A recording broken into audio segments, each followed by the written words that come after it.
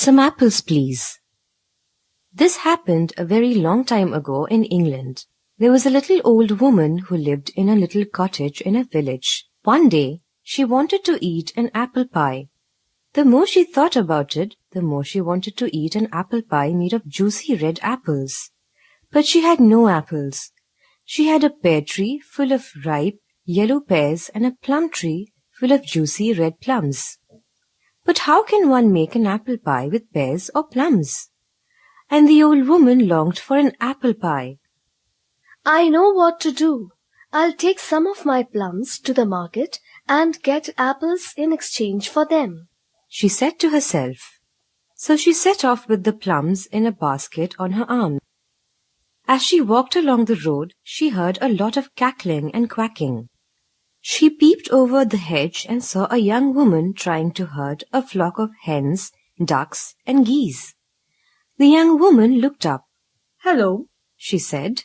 "Aren't these birds noisy?" Then the young woman and the old woman started talking like old friends.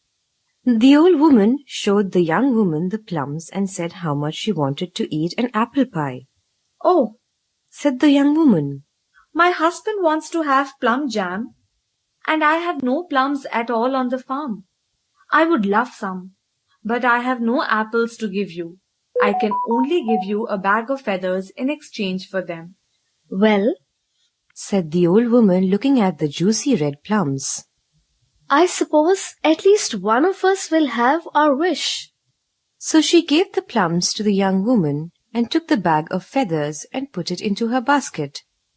At least the feathers were lighter to carry.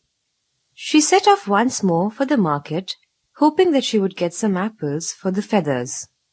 The road was long, and she walked until she came to another farm. The most delicious smells came floating out of the kitchen window of the farmhouse. The old woman stopped at the gate to smell the fresh bread and cakes. As she stood there, she heard a man and a woman quarrelling loudly.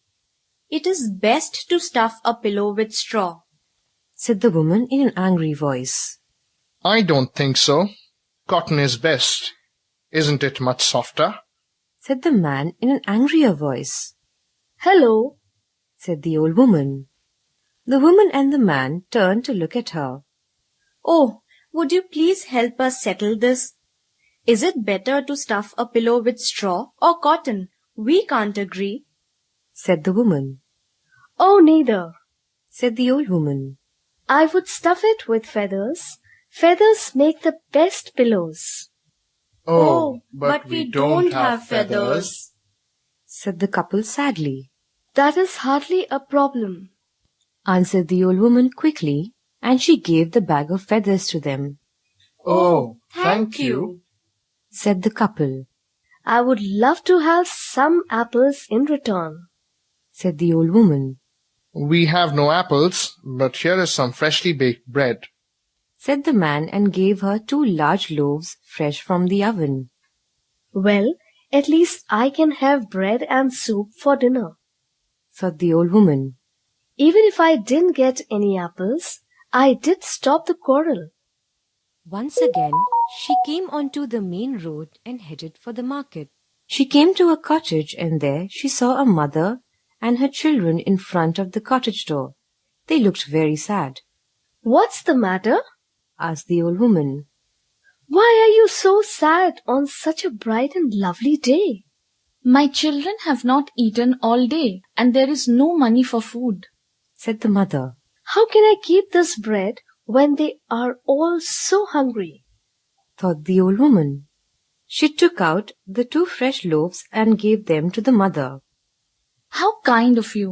I'm sorry that we have nothing to give you in return, but maybe you'd like this little puppy. He would be a wonderful companion for you," the mother said. The old woman wasn't so sure that she wanted the puppy, but she did not want to say no to the mother. So she picked up the puppy, put him into the basket, and thanked the mother. Then she started off again. "What an odd and funny day it has been," thought the old woman as she walked along. "Who knows? I might still get my apples."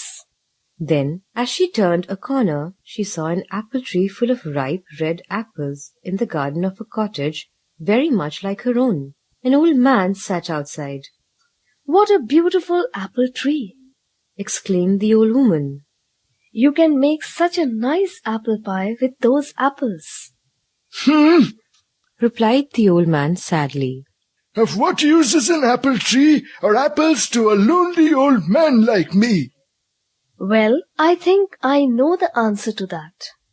Would you like this little doggy in return for a basket of apples from your tree?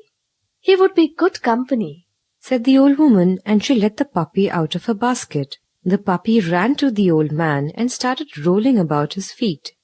The man smiled and picked the puppy up in his arms. And that's how the old woman got apples for the plums she had taken from her tree. She went home, baked a lovely apple pie, and enjoyed it for dinner.